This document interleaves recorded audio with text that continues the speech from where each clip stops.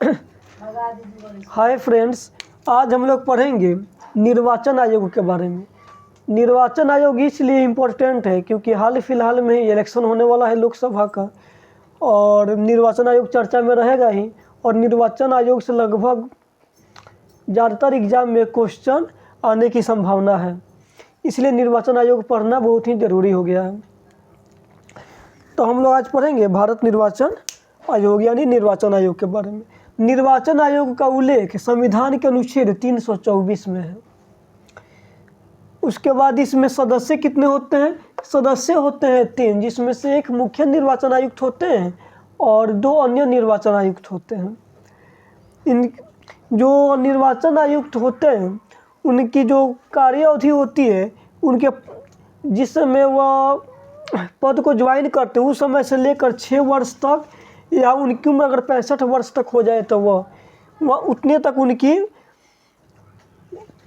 पद अवधि होती है। या जो इसमें पहले हो जाएगा उसके अनुसार वो रिटायरमेंट ले लेंगे। अगर ये 6 वर्ष पूरा हो जा रहा है तो 6 वर्ष पर, और 6 वर्ष पूरा होने से पहले ही यदि उनकी उम्र 65 वर्ष हो जा रही है तो वो तब भी वह उनको रिटायरमेंट दे दिया जाएगा। निर्वाचन आयोग को कुछ स्वतंत्रता भी प्राप्त है, जैसे निर्वाचन आयोग को अपने निर्धारित पद अवधि में काम करने की पूरी स्वतंत्रता है। जो भी भारत के मुख्य निर्वाचन आयुक्त थे चाहे अन्य निर्वाचन आयुक्त हैं, उनको अपनी पद अवधि में काम करने की पूरी स्वतंत्रता है।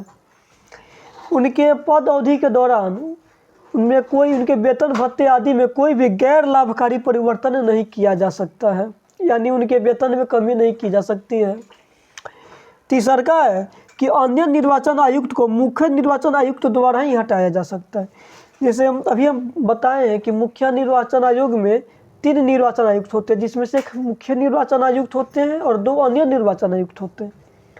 मुख्य निर्वाचन आयुक्त को तो सुप्रीम कोर्ट के जज को जिस प्रोसेस से हटाया जाता है उन्हीं प्रोसेस से मुख्य निर्वाचन आयुक्त को भी हटाया जा सकता है, और अन्य निर्वाचन आयुक्त को मुख्य निर्वाचन आयुक्त के द्वारा हटाया जा सकता है। यानी मुख्य निर्वाचन आयोग जो है यानी भारत का निर्वाचन आयोग वह पूरी तरह से स्वतंत्र है, उसको एकदम निष्पक्ष रखा गया।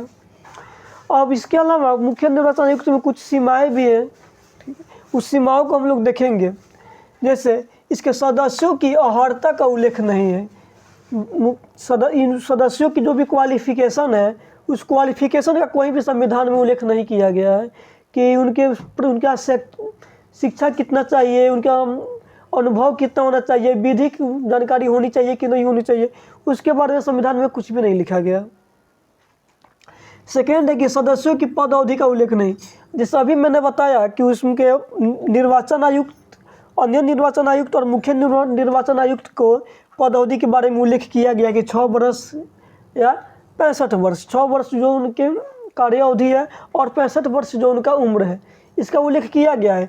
लेकिन उनके सदस्यों की पद अवधि के बारे में कोई भी उल्लेख नहीं किया गया कि उनको कब उनके सदस्यों को पद अवधि से हटाया जाएगा, कब बहाल किया जाएगा, इसके बारे में कोई उल्लेख नहीं है।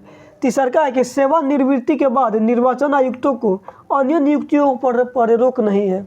इसका मतलब यह हुआ कि यदि निर्वाचन आयुक्त रिटायरमेंट ले लेते हैं तो उसके बाद वो दूसरी नौकरी भी कर सकते हैं।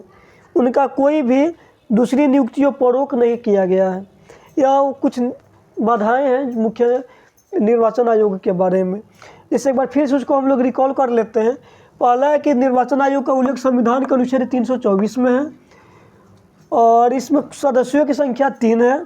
कोई कुल जो सदस्य मतलब जो कुल का निर्वाचन आयुक्त है उनके 3 है।